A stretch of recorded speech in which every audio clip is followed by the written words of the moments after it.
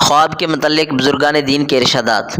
امیر المؤمنین حضرت علی رضی اللہ تعالیٰ عنہ نے فرمایا، اگر مومن کوئی خواب دیکھے یا کوئی اور شخص اس سے خواب میں دیکھے تو اس کی تعبیر جاننی اس پر واجب ہے تاکہ نیک خواب سے خوشی حاصل ہو اور برے خواب سے امن میں رہے۔ حضرت عبداللہ بن عباس رضی اللہ تعالیٰ عنہ نے فرمایا، خواب ایک نعمت ہے، اسی نعمت کے ذریعے رسول صلی اللہ علیہ وآلہ وسلم کو نبوت کی بشارت اور جبریل کی زیارت نصیب ہوئی۔ ابن خلدون کا بیان ہے، جب نفس انسانی جسمانی مصروفیات سے فارغ ہوتا ہے تو وہ روحانیت کی طرف مائل ہو جاتا ہے۔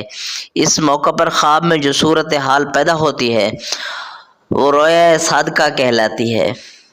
حضرت امام غزالی رحمۃ اللہ علیہ نے فرمایا، جو بھی خواب دیکھا جائے وہ محض خیالی اور بے مطلب نہیں ہوتا، بلکہ اس کے اندر کوئی نہ کوئی حقیقت ضرور ہوتی ہے۔ جناب ہشام بن عزوہ رحمۃ اللہ علیہ نے فرمایا، خدا کے نیک اور برگزیدہ بندوں کو دنیا ہی کے اندر خوابوں کے ذریعے بشارت ہوتی رہتی ہیں۔